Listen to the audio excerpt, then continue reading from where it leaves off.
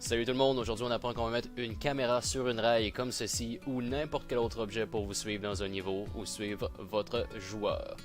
Donc sans plus tarder, on commence. On va commencer par créer un nouveau script de rail, donc je vous invite à créer un nouveau C# script qu'on va appeler rail. Et à l'intérieur de rail, il faut qu'on se mette à définir nos points d'ancrage, en fond les points qu'on va utiliser pour créer notre rail. Donc je vous invite à créer un nouveau vecteur 3, un array de vecteur 3 qu'on va appeler nodes. Et aussi juste en dessous, pour garder une référence au nombre de nodes qu'on a, on va se créer un int qu'on va appeler node count.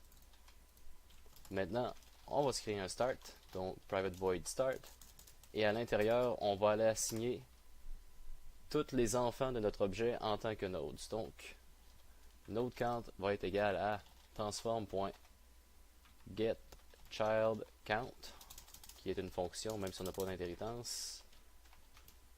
Et juste en dessous, on va dire nodes va être égal à, on va déclarer notre vecteur, donc nodes est égal à nouveau vecteur 3 d'une grandeur de node count.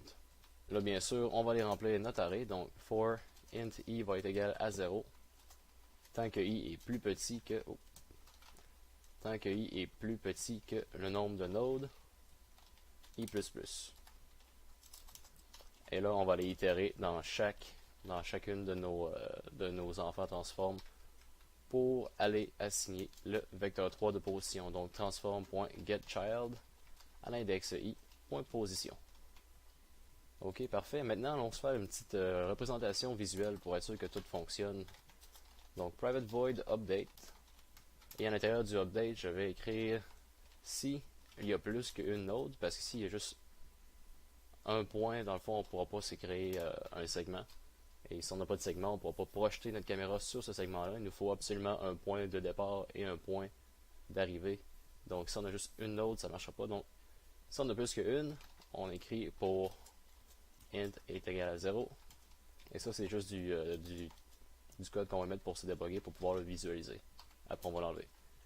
Donc, for int i est égal à 0, tant que i est plus petit que node count moins 1, i++, oh. Donc i++,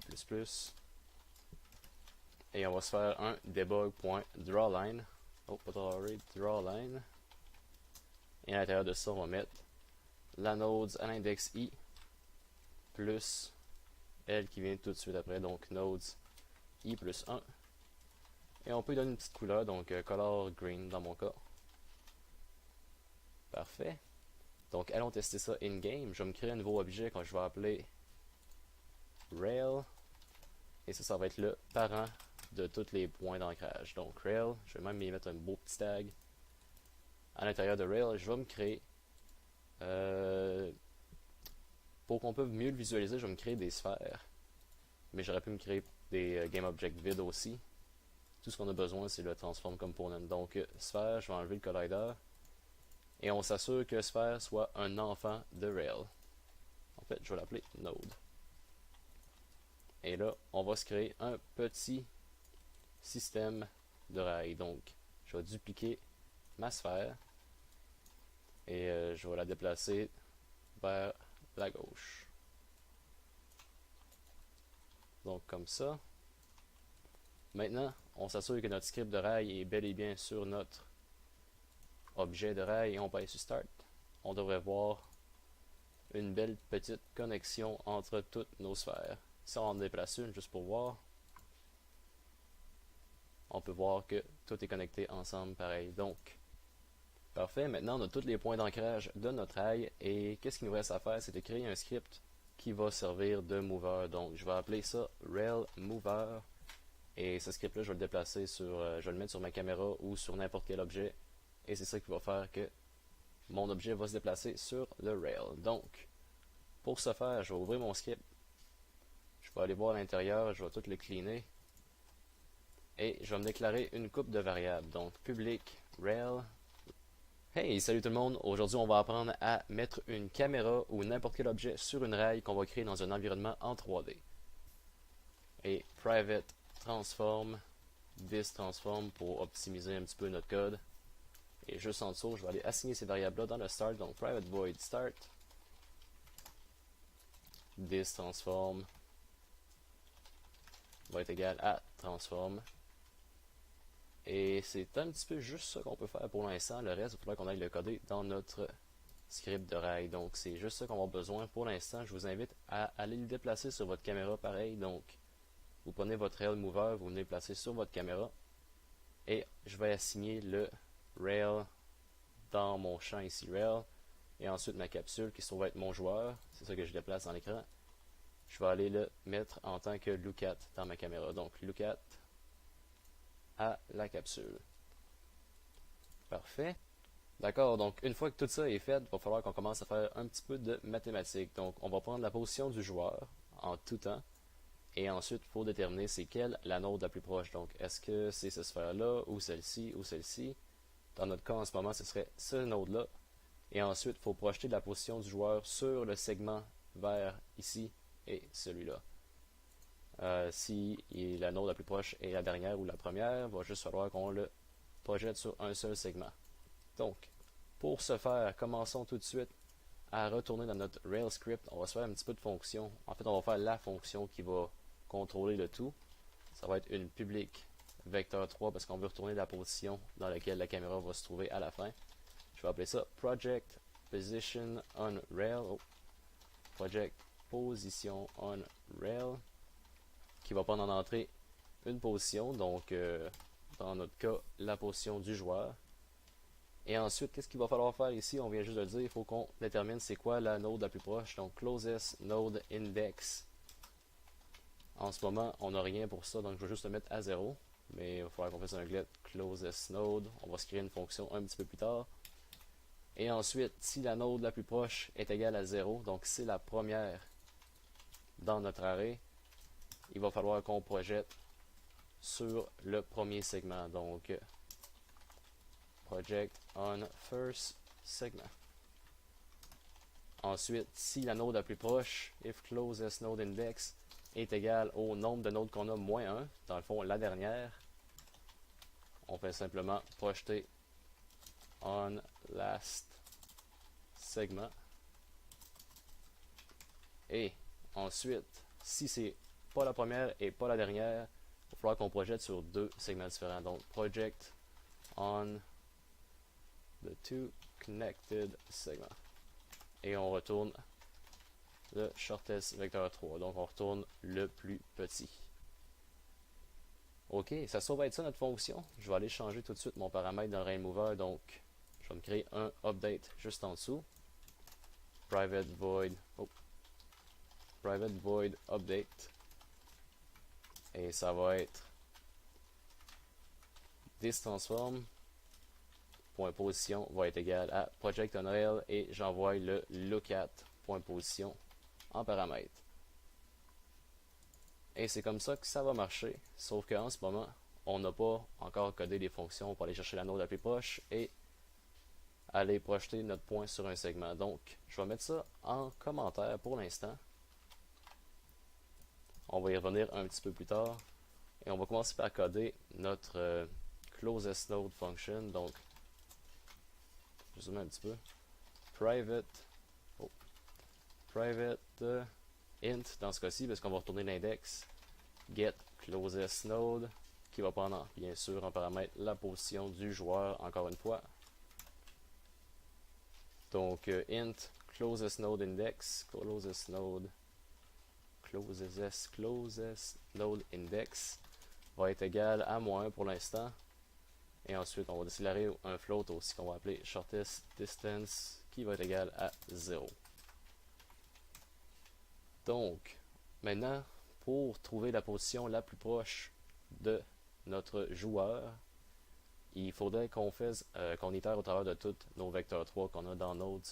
Et pour ce faire, on va se créer un for. Donc, for int i est égal à 0, comme d'habitude. Si i est plus petit que node count. Là, si je m'appelle bien, node count est défini ici, donc on va avoir accès à ça, node count, i++, et après on itère au travers de tout ça. On va aller chercher la distance au carré, parce que ça coûte moins cher à calculer, donc float square distance va être égal à nodes à l'index i, donc la node qu'on était dessus en ce moment, moins la position, point la magnitude square. Donc, on va fermer ça, et ça va être notre distance au carré de notre position à la node la plus proche. En fait, non, la node qu'on est en train d'itérer dessus en ce moment. Donc ensuite, on va créer notre if pour voir si la position de la node qu'on est en train de calculer en ce moment, c'est la plus proche. Donc if shortest distance est égal à 0, 0 dans ce cas-ci, pour que la première fois qu'on roule notre script, notre for loop, ça va être sûr de rentrer là-dedans parce que notre shortest distance est défini à 0, 0 au départ. Donc si c'est la première fois qu'on roule notre loop, ou la distance au carré qu'on vient juste de calculer est plus petit, que la shortest distance. Dans ce cas-là, on a juste à dire la shortest distance va être égale à la distance qu'on vient juste de calculer en ce moment. Et on va rouvrir notre if. On va ouvrir notre if pour pouvoir aller rentrer un autre call, et juste en dessous, on va écrire closest node index va être égal à i. Et enfin, on va retourner la closest node index qu'on a calculé avec notre itération. Parfait, donc on va prendre le nom de cette fonction-là et on va les remplacer ici dans notre code. Si on se rappelle bien, notre closest node index va être égal à get closest node, et on envoie en paramètre la position. Parfait, maintenant notre closest node index devrait fonctionner. Je vais fermer ça encore, je vais le remettre en commentaire parce qu'on n'avait pas fini de coder qu'est-ce qu'on avait à coder. Il faut encore faire la partie où c'est qu'on projette notre point sur un segment. Donc celle-ci est un petit peu compliquée, je vous invite à suivre comme il faut. On va les déclarer un private vector3 project on segment. Donc on va projeter la position de notre joueur sur des segments, et les segments ça va être vector3 v1, donc notre premier vecteur, notre première position, et vector3 v2. Et ensuite, on va prendre un dernier paramètre qui va être la position du joueur. Donc, pour ce faire, il va falloir qu'on se déclare une couple de variables en haut que je vous invite à déclarer avec moi. Donc, vecteur 1 to position va être égal à position moins vecteur 1. Et juste en dessous, on va aller prendre aussi la direction de notre segment, dans quelle direction qu'il pointe. Donc, seg direction va être égal à, et là, on va diminuer notre V2 moins V1, et on va le normaliser, ce qui va nous donner la position, la direction de notre point 1 à point 2. Ensuite, il faut trouver un point d'intersection, et pour ce faire, on va utiliser le produit, le dot product, qu'on va calculer avec la direction qu'on vient juste d'avoir, et le V1 to position qu'on a aussi calculé juste en haut là. Donc, on va se créer un float distance from V1, et pour ce faire, vector3.dot la direction du segment et le V1 to position qu'on vient juste de calculer. On va fermer ça, et maintenant si la distance from V1 est plus petite que 0, 0, ça veut dire qu'on a passé, on est trop loin, donc on va retourner notre V1 qui se trouve à notre premier point. Et maintenant on va regarder si on passe trop loin, donc else if la distance from V1, et je vais multiplier par lui-même parce qu'on fonctionne avec la distance au carré pour sauver un petit peu de mémoire, donc moins V1, donc V2 moins V1 point square magnitude, et ça va nous dire dans le fond si on passe trop loin, on va retourner V2 qui va être notre point maximum, donc le end point, et V1 ce serait le start point. Donc une fois qu'on a calculé si on est avant le segment ou si on est après le segment, il va falloir qu'on calcule exactement où sur le segment qu'on est rendu, si on n'est justement pas avant ou pas après. Donc on va faire un vecteur qu'on va appeler vecteur from V1, et ce vecteur là ça va être la direction fois la distance qu'on a calculé, distance from V1.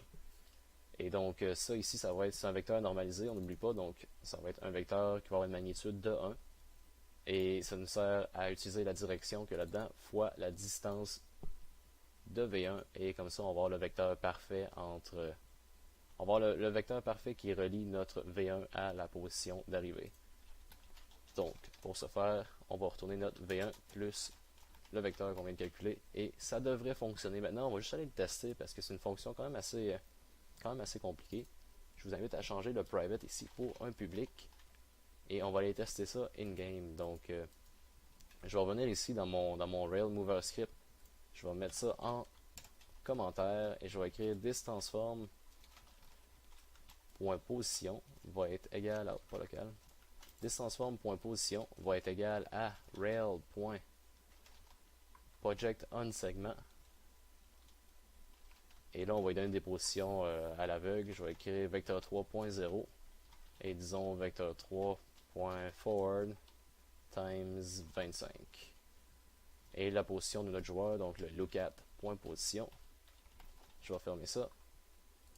Et on va aller tester ça in-game, voir si tout fonctionne comme il faut. Donc, notre caméra ici devrait se déplacer avec nous entre le point 000 et 0025. Et comme vous pouvez voir ici, une fois qu'il se rend à 25, il nous retourne simplement le point d'arrivée du segment. Donc en tant que tel, on aurait exactement ce qu'on a besoin, sauf que nous, pour que ce soit dynamique, pour que ce soit plus agréable à utiliser, il va falloir qu'on remplace la valeur ici d'entrée, donc le vecteur 3.0 et le vecteur 3.forward, et on remplace ça par les boules qu'on avait assignées tantôt. Donc allons faire ça tout de suite. Je vais enlever la ligne de code que je viens de créer. Et maintenant, on va aller dans notre Rail script et on va aller changer un petit peu les trucs qu'on avait tantôt. Donc notre project position on rail, on va le décommenter. Donc pour projeter ça sur le premier segment, on va écrire return project on segment, et ensuite on va y retourner nodes l'index 0 plus node l'index 1, donc le premier et le deuxième node. On va y envoyer bien sûr la position du joueur. On va copier cette ligne là et on va venir la coller ici. Ça va être la même chose, sauf qu'au lieu de 0, ça va être nodes count moins 1, donc la dernière node, et maintenant nodes count moins 2, l'avant-dernière node. Fait que maintenant, notre fonction devrait marcher si on est sur le premier ou le dernier segment, mais il va falloir qu'on regarde maintenant si on est sur une node qui a deux segments de connectés. Donc, pour ce faire, on va se déclarer deux vecteurs 3, vecteur 3 left segment, et celui-ci, ça va être un project position sur le segment, et on va dire nodes à l'index closest node index qu'on a calculé en haut ici, à l'aide de notre fonction, moins 1. On fait la même chose, donc nodes, mais seulement à le closest node index. Ensuite, on envoie la position du joueur comme d'habitude. Et ça va être tout pour notre segment de gauche. On va aller écrire maintenant notre segment de droite, donc right seg va être égal à, je vais copier-coller cette ligne-là. Et au lieu de projeter ça sur closest node index moins 1 ici, on va faire la même chose sauf plus 1. Donc là ici on a le segment de gauche et le segment de droite de la node. Avant de retourner la position, on va aller se faire un petit peu de visuel dans le jeu. Donc debug.drawLine, je vais tracer une ligne entre la position actuelle du joueur et le segment de gauche. Aussi lui donner une petite couleur, donc color.red. Même chose en dessous, debug.drawLine, position, le segment de droite cette fois-ci, qui va être bleu. Et juste pour le sake de retourner quelque chose dans ma fonction, je vais écrire, on retourne un vecteur 3.0 juste pour l'instant. Maintenant, on va retourner dans notre Rail Mover, on va aller enlever ce qu'on avait écrit dans l'update juste avant. On va le réécrire, donc distanceForm.position va être égal à rail.projectPosition on rail, et on y envoie la position du joueur qui va être un lookat.position. Maintenant, on devrait avoir pas mal tout ce qu'il faut. Donc maintenant, in game, vous pouvez voir qu'il y a deux segments de projetés. La node la plus proche, ça se trouve être celle-ci. Donc notre joueur teste la position la plus proche entre le segment vert qu'on a ici et le segment vert qu'on a là. Si je le déplace un petit peu, vous pouvez voir que ça change comme ça. Et là, on tombe sur le dernier de la liste. Donc ça nous retourne simplement la bonne position pour l'instant. Il nous reste simplement à calculer la position retournée sur le point le plus proche. Donc dans ce cas-ci, c'est quel des deux vecteurs qui est le plus court, et celui qui est le plus court, on va aller chercher la position finale de ce segment-là. Donc, pour ce faire, on retourne à notre mover. On va aller enlever ici notre return vector 3.0 pour un if la position moins le segment de gauche point le square magnitude. Donc, je vais être obligé de mettre ça en parenthèse. Point la magnitude au carré parce qu'elle ne coûte pas cher à calculer. Est plus petite ou égale à la position moins le segment de droite, magnitude au carré. Si le segment de gauche est bel et bien plus petit, donc on va simplement retourner le left segment. Et si c'est le cas inverse, on return le segment de droite. Et avec ça, on devrait avoir tout ce qu'on a besoin pour que notre système de rail fonctionne. Oh, je suis tombé en bas de mon level. Donc on peut voir ici que ça fonctionne exactement comme on le veut. Mais on aurait des petites modifications à faire pour que notre caméra ne puisse pas avoir des jumps comme ceci en ce moment. C'est pas vraiment beau à avoir une game. Donc on va aller fixer ça tout de suite. On va mettre un smoothing entre la position de départ et la position d'arrivée de notre caméra. Et aussi on aimerait ça pouvoir voir notre joueur. Donc on va aller changer la rotation de notre caméra du même coup. Donc pour ce faire, je vais retourner dans mon Rail Mover Script. On devrait avoir fini avec le Rail, donc je vais le fermer. Dans mon Rail Mover Script, donc je vais venir ici dans mon update en premier, je vais écrire thisTransform.lookAt. LookAt qui se trouve être une fonction qui prend en paramètre l'objet qu'on veut regarder. Et ça devrait modifier la rotation de mon transform. Donc on pèse sur play, on va aller voir ce que ça donne. Et vous pouvez voir que ça donne exactement ce qu'on veut. On veut avoir une caméra qui regarde notre joueur. Maintenant, le seul problème qu'on avait, c'est qu'il n'y avait pas de smoothing entre nos positions et on va aller se créer ça tout de suite. Pour ce faire, on va aller se créer une public bool en haut, une booléenne qu'on va appeler smooth, au cas où qu'on veuille ne pas smoother la position de notre objet. Et aussi, on va se créer d'autres variables publiques, donc une public float, que je vais appeler move speed. Je vais mettre ça égal à 5. Et le public bool, je vais le mettre égal à true pour l'instant. Ça change bien sûr dans l'inspecteur parce que c'est une variable publique. Et pour les calculs, je vais avoir besoin d'un vecteur 3 que je vais appeler last position. Donc on va aller assigner ça tout de suite dans le start. Last position va être égal au thisTransform.position en commençant. Et maintenant dans notre update, tout ce qu'on a besoin de faire, c'est d'écrire, bon, si on décide de smoother notre mouvement, on ouvre les parenthèses du if. Else, ça va être la fonction ou le call qu'on a en ce moment.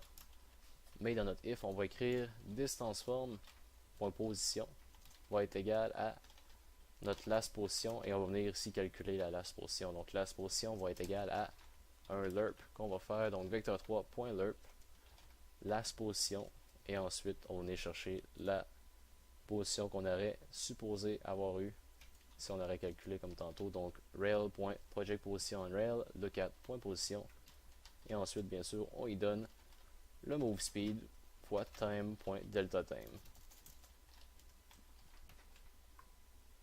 Ok, essayons ça maintenant in-game, voir si tout fonctionne.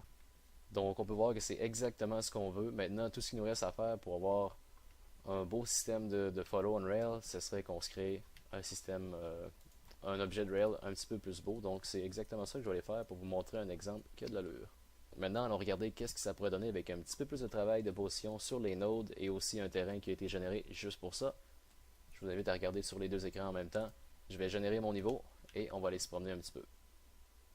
Donc vous pouvez voir que la caméra se colle bel et bien sur la rail et que tout fonctionne exactement comme on le veut. C'est exactement ça qu'on voulait faire depuis le départ. Donc ça va être tout pour cette vidéo. Je vous remercie beaucoup d'avoir regardé et on se voit dans la prochaine.